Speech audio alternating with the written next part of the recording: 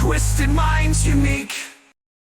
Welcome back, dreamers and screamers. I'm Sister Hallie. And I am Sister Jen, and today we are heading back into nightmare territory with the 2010 remake of A Nightmare on Elm Street. Right. Freddy Krueger got a darker, grittier makeover in this one. Gone are the campy one-liners. This time, it's all about the backstory and the gritty visuals, or lack thereof. Yeah, or lots of CGI. Right. Yeah. Right. Yeah, but does it work? Or does this remake fall flat on its claws? That's what we're here to slash into. But before we drift into Dreamland, please make sure that you slash that subscribe button, stab that like button, and ring-a-ling that grave bell so you can stay up to date on everything we're doing on the tube of you. And also, we have one more little fun surprise for today. We are being joined via link, I guess, really, like via video, by one of our fun little bands that we have found recently called the Creepy Crawlers. They are a horror punk band, and we're gonna cut to them and let them tell you all about themselves. Yeah, so introduce yourselves and tell us what you do and why you do it. Again. We're the Creepy Crawlers. We came here to eat pizza, rock and roll, watch old movies, and bring back the 80s satanic panic vibe that at least one of us was old enough to live through. So stay awake, go grab a cup of coffee, and check for all of the shadows and maybe possibly things leaning out of your wall. Yeah, because Freddy is coming for you. For you. All of you. We start our story with Dean Russell, who falls asleep at a diner and is attacked by Freddy Krueger, a burned man wearing a bladed gardener's glove on his right hand. Now, this opening scene, there's one of the coolest kills I've ever seen in a movie. It's probably the highlight of the movie for me, and it's nearly 5 minutes in. Anyways, the opening scene, we get Dean initially kind of like in this empty diner being drawn through by a waitress. The waitress was originally offered to Heather Langenkamp, but she refused the cameo. Good for her. So he's being led through the diner. He then cuts his hand on his steak knife. On a steak knife in real life, which wakes him up. Yep. At the table. In the dream, though, it was Freddy's knifed glove that swiped at him because he put his hand up in defense. Right. Nancy, in this movie, her name is Nancy Holbrook, but it's our Nancy character. She is a waitress at the diner and offers him some more coffee. And tells him they're going to kick him out if he keeps falling asleep. Yep. And then another girl shows up at the diner, Chris, who comes and sits down with him. They discuss the fact that he hasn't been sleeping. I mean, he looks like shit. Mm-hmm. He hasn't been sleeping, and they talk about these dreams, these nightmares that he's been having, and she says it's not real. He says it's real, and eventually he ends up falling asleep again. And in the dream, the burned man cuts Dean's throat. In reality, however, Dean took that same steak knife and literally gave himself a Colombian necktie. Yes. Cuts his own throat, and at his funeral, or as his friends, Chris Fowles and Nancy Holbrook, look on in utter horror. Yeah, and at one point, Chris's, I guess, ex-boyfriend and a couple of his friends were present in the diner. They got up and left literally right before this happened. Yep. So, and that's... This whole opening scene, I think, is the best part of the movie. I want to interject and say it's definitely the best part of the movie. Thank you for agreeing.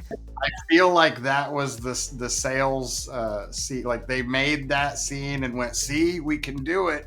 And New Line said, "Okay," and then they didn't do any more of that.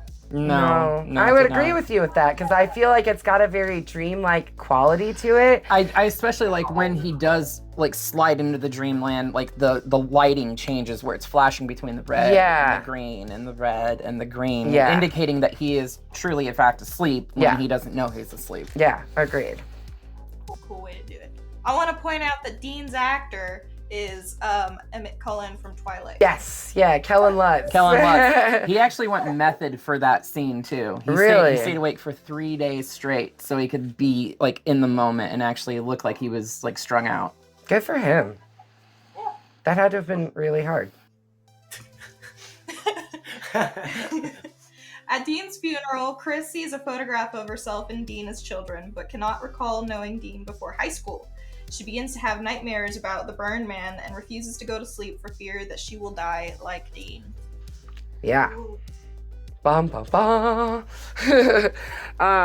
Accompanied by her ex-boyfriend, Jesse, Chris falls asleep. Before all of this, kind of, she does ask her mom about the picture that she saw at Dean's funeral. And she goes searching. Honestly, I thought we were going to get a flashlight moment.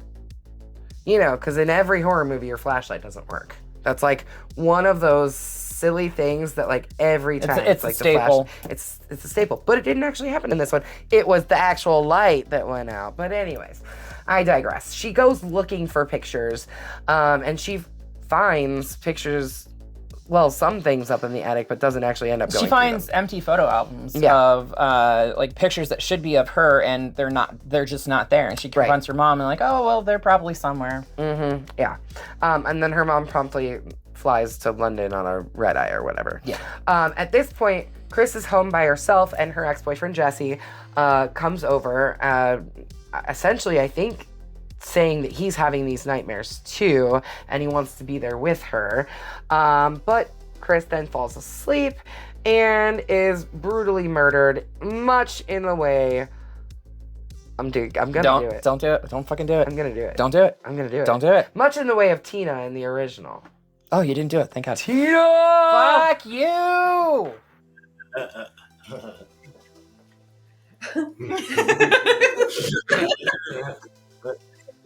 Jesse is arrested under suspicion of murdering Chris and is killed by Krueger in his jail cell as her friends die. Nancy questions everyone's connections to each other, given that none of them can remember each other before their teenage years. Yeah, it's really interesting because like Nancy starts questioning it. Nancy sees she sees pictures, and Chris obviously had seen pictures. Nancy, they go to Nancy's house, right? Like Quentin and Nancy go to Nancy's house and start searching through a bunch of her mom's shit. Like, what's her mom do? Is her mom a nurse or something? Is her mom a doctor? Why does she have all these medical records and shit? That's what I want to know. I want to know what her mom's doing. They don't ever elaborate. And they do not elaborate on that. But they go searching, and they end up finding this old photo from the preschool that they went to together that shows that it was not just her and Quentin. Chris was there. Dean was there. Jesse was there. Nancy. They discover that they were all at the same preschool. They go to Nancy's mom, Gwen, and after again lying to her, because that's what she does. She be lying. Gwen be lying. She does eventually tell them about Krueger, the preschool's groundskeeper gardener, who was accused of diddling the children, including Nancy, who happened to be his favorite. Now, it's at this point, I think, in the movie that it starts to become clear that Freddy is not a murderer. Freddy is a child molester. Technically, he is a murderer. He's killing them. He is now, but he wasn't before he was killed. No, I had it. And I had issues with that. Personally. I think everyone did. It was hard. Yeah. I think that's something that like nobody wanted to see Freddy that. I mean, yes, it was always danced around in the originals, but never explicitly said. Yeah, so that is the one thing that they actually stuck to their guns about and honored Wes Craven's original vision for the character, is that he was always supposed to be a child diddler and stuff like that, and that's why the parents retaliated. But they like leaned more into the fact that he was killing the kids instead. Right. In the original. This one, they just straight up said, "Yep, okay, that's what." Yeah, he's like doing. in this one, he's not even a murderer. No. Originally, he was not accused of killing anyone. He was never accused of anything like that. And It's very, I don't know. It doesn't sit well with you. Mm-mm.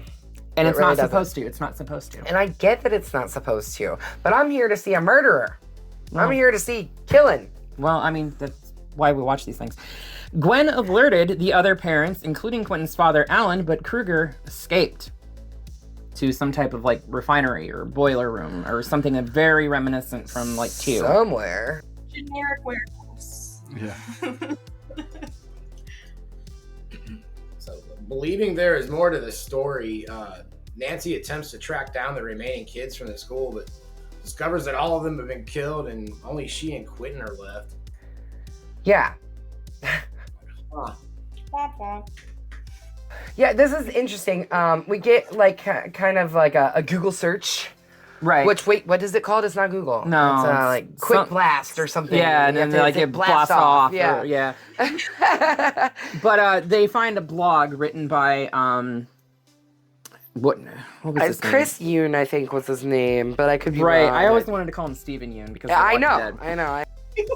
But it's actor Aaron Yu, who was just in Just on our channel last week. in Friday the 13th remake. He was playing the character Chewie, but yeah, he gets killed by both Jason and Freddy because apparently he has been staying awake too long, and now Freddy is after him. Yes. Because he was one of the kids at the preschool.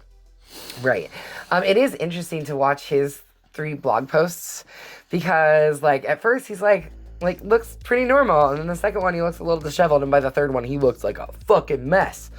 I And think then, that was well, kind I of mean, the I know point. that's the point, but it was interesting to see the jarring difference between the first video and the second video. Meanwhile, Quentin has fallen asleep, and he sees a flashback, or at least what Freddy wants him to see, as much as Freddy wants him to see, about of his father leading the rest of the Elm Street parents, or the parents of the kids of the preschool,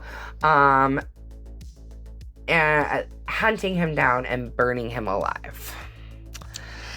As a result of their insomnia, Nancy and Quentin experience sporadic microsleeps and become Hypnagogic. Thank you. Causing them to hallucinate. Right. So, As if staying awake wasn't hard enough already. yeah, so this was something that was introduced earlier by Quentin. He like went through this whole like when they met together. Nancy and Quentin met at like a coffee shop, a bookshop, and they had all these books out, and he talks about the Pied Piper and all this different stuff, right? And he says that after 72 hours, you start experiencing micronaps, which means that you could be asleep and not even know that you're asleep. Okay, cool. Is very heavily relied upon as a plot device for the rest of the movie after Very this, much so. Which is whatever. They used it a little bit in the originals, but there was never like Not as much as they did exclusively in this. said that Yeah. it was a micro nap, that you wouldn't know that you were asleep. Mm-hmm. You know, they kind of in the original movie they relied on the watcher to kind of figure those things out on their own, but in this we have to spell it right the fuck out. Well, the attention span for people has gotten shorter over the years, so. That's true. They think we're dumb. I don't like that they think we're dumb. Have brains. Who's next, isn't it? Yeah. My turn. Yeah, it's your turn, Nick. Oh, sure. I was waiting. To try to stop Kruger, they go to the preschool. On the way, Nancy is attacked by Kruger, during which she pulls a piece of his sweater out of her hallucination and into reality. Yeah. So very similarly to in the original when Nancy pulls Pulled the out hat. I like that they're trying to incorporate things from the original movie, and not just from the original movie. I thought it was interesting to go back to like the original opening diner scene. Reminded me a lot of like the diner scenes in 4 and 5. You know, and I think that there's a lot of nice little like nods to the past movies. Not like direct obvious references. I mean, there are direct obvious references too. with the exception of like a handful of shots, like Freddy trying to come through the wall, and then the knifed glove coming up through Nancy's legs, which I don't feel like we needed that shot again. I don't think we did either. And that shot also is just, especially in this context, is Yep. Ugh. Yeah, it was extra gross. It was a little funny in the original one. So funny in the original. Always kind of gave me that like. Yeah, ew. It's cheeky. Yeah. Yeah. Are we gonna see the Jenny Retchen show again? No, I'm gonna Okay. I'm gonna try and keep it together. Good. Time. Good. I'm gonna try and keep it together. All right. So, yeah. Quentin takes Nancy. So while they're at the drugstore. preschool. Well, no. This was when they were at the preschool when he attacked her, right? No, it was the drugstore. Quentin was trying to get a refill on his prescription. Oh, that's right. That's right. And Kruger she falls attacks asleep. Nancy. Yeah, that's right. Well, that's she's right. micronapping. Yes. She doesn't know that she's sleeping, but he attacks her. And she gets slashed on the arm. And Quentin decides to take her to the hospital. At the hospital, the most unlikely thing to ever happens.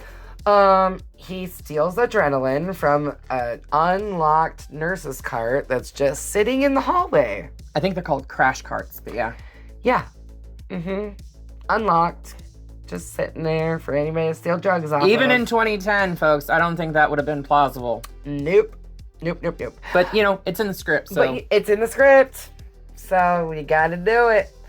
At the preschool, at this point, they go back to the preschool, and Well, they find the preschool. Yeah, And they actually crash go before inside. they get to the preschool, too. Yeah, they Yeah. wreck their car. They walk to the preschool at this point. They were pretty close. But they get to the preschool, and they find Freddy's living quarters, and then they find the back room of Freddy's living quarters, which was, according to, like, the cave, right? And did we see this in this was in the vision that Quentin saw, right? When we were talking about the cave? How did we get that part? Anybody remember? It was it in Quentin's vision? It was in Quentin's vision when Freddy is talking to Nancy about, like, oh, that's a really good drawing. You want to help me with some drawings that I got in a special place? Right. But at some point, Quentin says to his dad, like, we were 5 years old. Why would you believe me? And like this was something that really like boggled my mind, flashed me straight to Satanic Panic. And I mean, granted, this was like the 90s. It would have been in the 90s sometime when this happened. So I guess on the tail end of the Satanic Panic. McMartin was like 86. So, I mean, this movie takes place in 2010. We're led to believe they're probably like About 16. 16, So this would have 17. been So like... we'll say 17 for argument's sake. 12 years maybe prior. like 1990 to 88, somewhere in that 98, timeline. yeah. There's something in the attic when she finds all the photo albums. They say, like, I think it's 96 or something like that. But that would have only been a few. Well, no, okay, we're adding wrong. 2010 would have been 90. Well, you're adding 97. I'm wrong. stupid. Way too late for the Satanic Panic to even really be relevant at that point anymore. Like by the late 90s, Satanic Panic and like people claiming that there was this like cabal of people that were, like that would have been pretty much over by 96, 97. I think it had pretty much run its course by that point. And I think a lot more research had come out saying like that wasn't even a thing. Mm-hmm. It was very much. We're all talking like educated people, though. There's like an entire half of our country that fully believes all of it. Oh, I know. 100%. Yeah. That's happening right now. Literally right now as we speak. Yeah. Yeah. We're in a new world of Satanic Panic.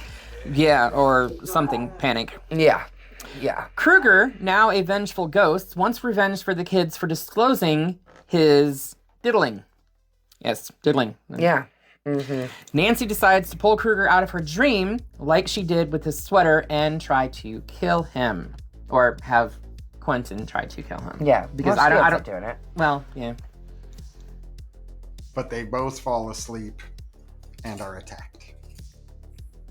on, guys. One of them could stay awake. Well, I mean, she had to go to sleep. Yeah, but she knew she needed to go to sleep, and she told him. And now, granted, he's been awake for a long time too, but he's been taking his Adderall and his whatever. That's the thing. He went to the drugstore to get the script, and he couldn't get it refilled. That's right. So now he is. That's why he stole the adrenaline. Yeah. That's why he stole the adrenaline. Anyway, okay, so as Kruger goes after Nancy in Dream World, she begins to cry, which does actually wake Quentin up. In the time that he's watching her crying and he's kind of like trying to wake her up, he doesn't really know what to do. He grabs first off, he gets that he pulls the blade off of a paper cutter, a la Zeke in The Faculty, only has a much harder time getting this one. It was probably an older model. I don't know what to tell you. Yeah. He's just not strong like Zeke. Well, I mean, come on. It's Kyle Gallner. Hartnett. Yeah, exactly. Yeah. Breathe heavy, not me. No, he does end up using the adrenaline on Nancy to wake her up. Yeah, Pulp Fiction style. Yeah, straight into her chest. It has no hesitation whatsoever, though. Unlike John Travolta, who couldn't do it. No. Nancy does pull Kruger into reality. She manages to slit his throat before torching the room and the body inside. Police, however, are unable to find Kruger's remains. Yeah, exactly. How are you going to find a ghost? So real quick, before we completely finish, because I know we're at the end here. There's something that we didn't talk about. And that is the scene where it turned from a really, really cool, practical blood hallway into a really bullshit CGI blood spurt that came out of the ceiling. Yeah, that was their way of paying homage to Glenn's death in the original. Yes, it was, but that sucked. But the blood hallway was really cool. I gotta give him that. That was practical, right? Yes. Or mostly. I was gonna say it had to have been mostly practical. Yeah, because she was submerged. I don't know if I would say mostly. Yeah, I mean, I don't know if they did any CGI effects on top of it. That's what I mean. But I think she really was submerged in blood. Yeah, she was. So, but yeah, then that CGI blood that came out of the ceiling was just like, what was that? A blood fart? This movie was a blood fart. This movie was a blood fart. Well, to finish it up, after Nancy and her mother return home, they are standing in the living room, and Kruger appears in the mirror and reaches through the mirror into the back of Gwen's head, finger gloves out through the eye holes.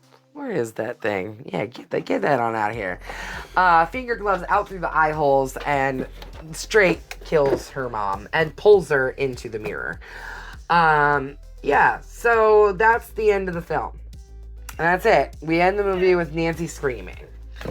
Setting up a sequel that never materialized because poor performance in the box office and critical failure. Yeah. That it was. Yeah. I gotta give it some credit for a couple of things. Jackie Earle Haley, he really did everything he could for not being Robert Englund. He did exactly what he could with the material that he was given, the dialogue that he was given, and the direction that he was given. For not being Robert, I think that was the only thing that really actually hurt him. I the fact really that he's would not have Robert Englund. loved to have seen them do a completely practical face on him and not use CGI on his face. Yeah, that's what steals from his performance. Part of it's the story stuff that, we don't like, because murder is fun to watch in these movies. Child diddling is not. You don't want to root for that guy. But it's this CGI stuff that's crawling all over his face that isn't allowing him to be but a voice actor coming out of that head, and and the voice was so. I mean, they altered got it a great in voice, but they altered his voice. Yeah. What I find incredibly frustrating is the fact that they got the same visual effects team that worked on Two-Face from The Dark Knight The Dark Knight. So they got the same visual team that was working on that which looked fucking phenomenal in 2008, and then we get this shit in 2010 that looks like garbage. Shit. Yeah. Now, granted, the amount of screen time that Two-Face had in The Dark Knight was very minimal compared to this being him being the main character. But he's in the shadows for the vast majority of it. Yeah. Yeah. So I think this film could have been so much better had we not heavily relied on CG, had we not done so much to his face. I think it could have been a lot better. That said, it is a bloody machete down from me.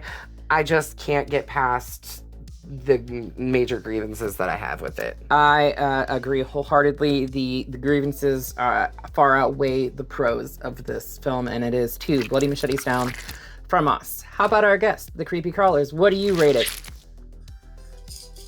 Machetes down. All the way across the board, guys. That is 7 if you are counting at home. That is 7 bloody machetes down. Highly do not recommend. Yeah. We're gonna go ahead and get this the heck out of here because you know what?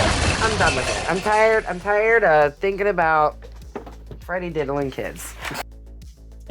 Not cool. Not cool. Have the pleasure of getting to do another episode with the Creepy Crawlers. So what do you guys know what we're doing next? I hope, because I hope you guys have watched it. Why don't you tell everybody what we're doing next week? Saw 4. Ah! All right, guys. So make sure you come back in 2 days' time? 2 days' time, where we will be ripping into, with the Creepy Crawlers, again, to Saw 4. We're dancing into franchise territory. Let's get this bad boy out. We didn't put her out here. There you go. We are going to the place where Jigsaw's autopsy happens, apparently. Yeah, because he's very much dead. Yeah. All right, so come back in a couple of days, and until next time, make sure you slash the subscribe button. Stab that like button. And ring-a-ling the grave bell so you don't get buried alive. You stay up to date on everything we are doing right here on the Tube of You. And until next time, we will see you all in the afterlife.